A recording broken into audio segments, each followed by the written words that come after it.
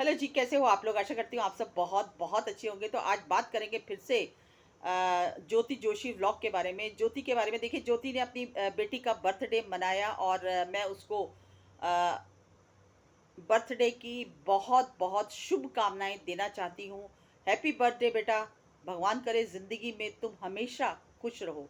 और देखो, इस समय ज्योति के साथ जो कुछ भी चल रहा है वो बहुत ही तकलीफदायक है। हालांकि ज्योति ने अपनी किसी भी वीडियो के अंदर कोई भी अपनी जो भी उसका हस्बैंड वाइफ का मैटर चल रहा है उसके बारे में कोई भी जिक्र नहीं किया है।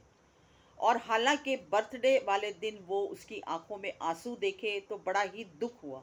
हालांकि देखो, उसके हस्बैंड ने एक चैनल बनाकर जो कुछ भी बातें बोली हैं उसके ऊपर विश्वास करना बड़ा ही मुश्किल हो रहा है, क्योंकि जब तक कहते हैं ना, दोनों अगर आप सोशल मीडिया पर आए हो तो उसका एक पक्ष हमने सिर्फ उसके हस्बैंड का सुना है, हमने दूसरा पक्ष नहीं सुना अभी। हमें ज्योति ने कुछ भी इस बारे में सोशल मीडिया पर नहीं बताया। तो जब तक ज्योति अपने बारे में, अपनी जो रिलेशनशिप जो उनका बिगड़ा है उसके बारे में जब तक ज्योति नहीं बोलती, हम किसी को गलत और सही नहीं बोल सकते।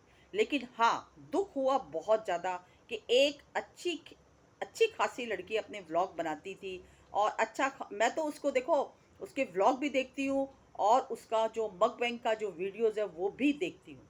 और मैं शुरू से ही ज्योति को बहुत ज़्यादा पसंद करती थी और उनकी फैमिली को भी, और अभी भी करती हूँ। देखो, उनकी फैमिली में बहुत सीधे हैं, उनके जो मदर फादर हैं, उनके उसकी जो सिस्टर है, उसकी भाभी है।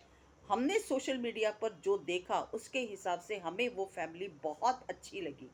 लेकिन जिस तरह से इन लोगों के रिश्ते बिगड़े, कभी सोचा भी नहीं था ख्वाब के अंदर मैंने। क्योंकि इनके हस्बैंड वाइफ का तो प्यार हमें देखने को मिलता था।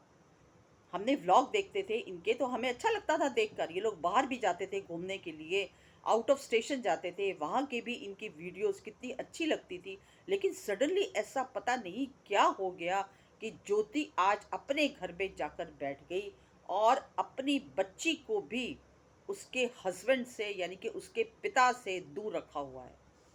तो ये मामला जो है वो कोई छोटा मोटा नहीं है, मामला बड़ा है और बड़ा ही पेचीदा है मामला।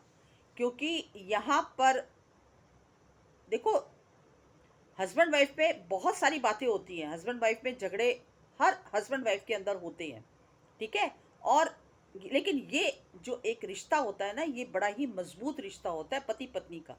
और पति पत्नी तब जाकर अलग होते हैं जब कहते हैं सर से पानी ऊपर हो जाता है, तब जाके ये स्टेप उठाते हैं हस्बैंड वाइफ। नहीं तो छोटी मोटी लड़ाइयाँ झगड़े कौन सा ऐसे पति पत्नी है जहाँ पर नहीं होता।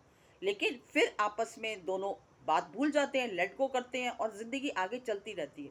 क्योंकि उनको पता होता है कि हमारे पीछे हमारे बच्चे हैं।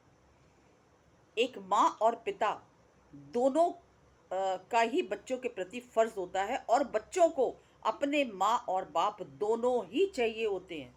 एक माँ कभी अपने बच्चे को अकेले नहीं पाल सकती, पालने को तो सब कुछ कर सकती है वो। एक माँ का कहते हैं ना दर्जा बहुत ऊंचा होता है। ऐसा नहीं है, जिनके डाइवोर्स हो जाते हैं वो बेचारी सिंगल मदर अपने बच्चे को पाल ही लेती हैं, क्योंकि माँ की जगह तो कोई भी नहीं ले सकता ना। लेकिन कायदे से देखा जाए तो माँ और पिता दोनों का ही प्यार चाहिए होता है बच्चे को।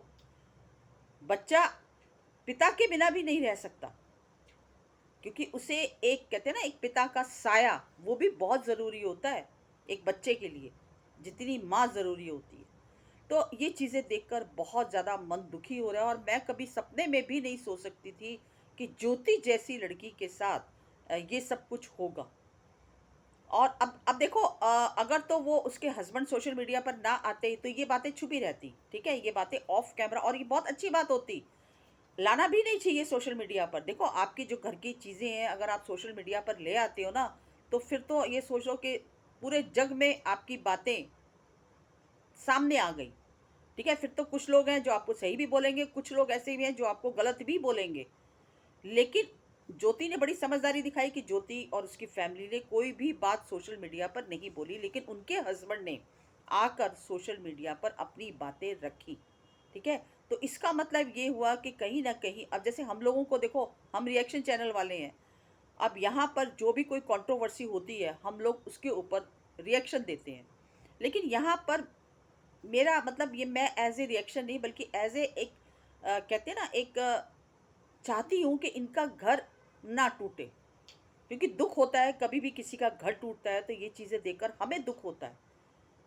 हम चाहते हैं कि घर बसा रहे। हम घर बसाने में विश्वास रखते हैं, घर तुड़वाने में नहीं, ठीक है? हम चाहते हैं कि मसले चाहे छोटे हों, चाहे बड़े हों, बैठकर बात कर ली जाए। माम एक-दूसरे से अगर कोई गलती है तो माफ़ी माँग ली जाए। बहुत सारी चीज़ें होती हैं कि बिगड़ती-बिगड़ती चीज़ें भी कई बारी सुधर जाती हैं। तो बस यही कहना चाहती हूँ कि ज्योति की जो तकलीफ़ है, दुःख है, वो हमें देखा नहीं जाता। और रही उसके हस्बैंड की बात, तो उन्होंने भी अपनी तरफ से बहुत सी बातें कही हैं। अब भैया वो कितने सच्चे हैं, कितने झूठे हैं, ये मैं नहीं कह सकती, क्योंकि जब तक सामने वाला आकर अपनी बातें सोशल मीडिया पर नहीं रखता। और वो देखो, वो प्यारी-सी बच्ची, वो छोटी मासूम बच्ची, आज उसका जन्मदिन जो है वो अपने ननिहाल में मनाया जा रहा है। आज उसके पापा भी होते तो कितना अच्छा लगता।